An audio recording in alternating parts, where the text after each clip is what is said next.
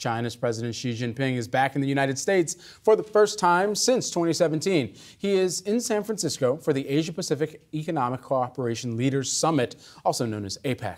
Xi will meet with President Biden at 2 p.m. today, and the two haven't spoken in person since they met in Indonesia a year ago at the G20 summit, and the U.S.-China relationship has been rocky ever since. Our next guest says she's tracking three key things from the meeting: fentanyl, military communication, and regional wars. Joining us now, we've got Zoe Liu, who is the Council on Foreign Relations International Political Economy Fellow and author of Sovereign Funds. Okay, great to have you back here with us on the show, Zoe.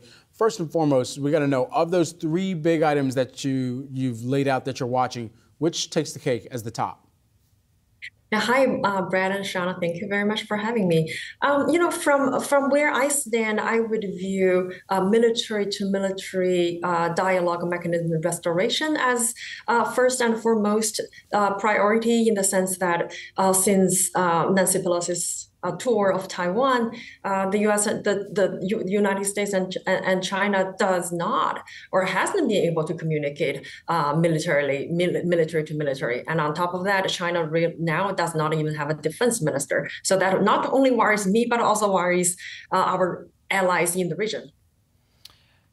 Zoe, when it comes to any significant progress that you're expecting to be made, because yes, the priorities, maybe the message is similar here just in terms of what they're hoping to see, progress in the relationship from both sides, but the priorities are very different. So how does what Biden prioritizes compare to what will likely be priorities from Xi, and whether or not we could expect any significant progress on any of those issues? Yeah, Shauna, you're right. I do think that the priorities of President Biden and President Xi Jinping are very different.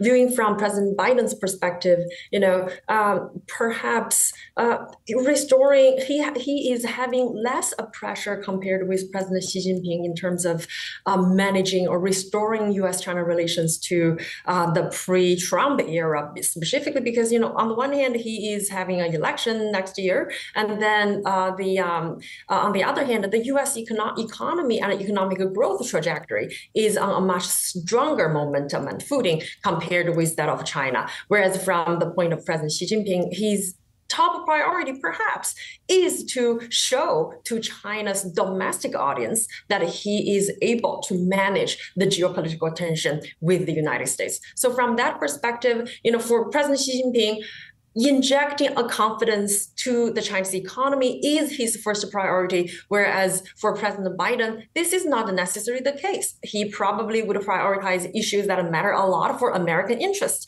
such as fentanyl, such as issues related to strengthening America's national security issues, preserving export controls and investment screening.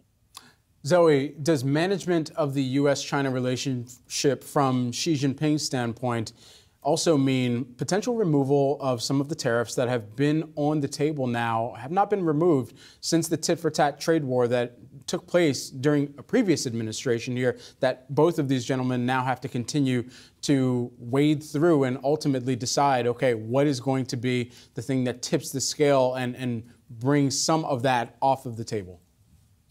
Brad, that is an excellent point. In a way, the Trump era tariff sort of continued. And when Biden first came into office, the Chinese officials thought that was the perfect time to reset U.S.-China relations. And guess what? The reset did not happen as anticipated. And with regard to what extent tariff can or cannot be removed, I do not necessarily think this is the time. Part of the reason is because domestic politics, specifically here, we are having an election next year. This is probably not the politically correct time to discuss that. And then on the other hand, despite that, removing tariff or lowering that is not necessarily an option, China already shows, news stories already leaked that China is probably going to agree on buying additional soybeans and remove the ban on purchasing Boeing airplanes. So those could sort of like compensate the lack of removal of tariffs. Zoe, when you take into account the business confidence hitting a low here in China, U.S. business confidence hitting a low, we know a number of CEOs are going to be attending the summit, some potentially attending a dinner tonight with China's President Xi Jinping. What do you think these business leaders want to hear from President Xi? And is he going to be able to help restore some of that lost confidence?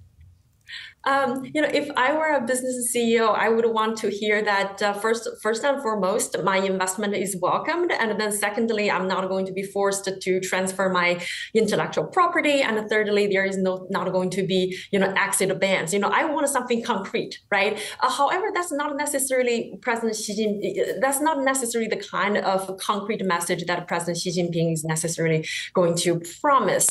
But he probably would focus the attention on re-injecting a sense of stability and predictability to American business executives for the sectors such as energy, high tech, and financial services industry. These are the three sectors that the government actually prioritize.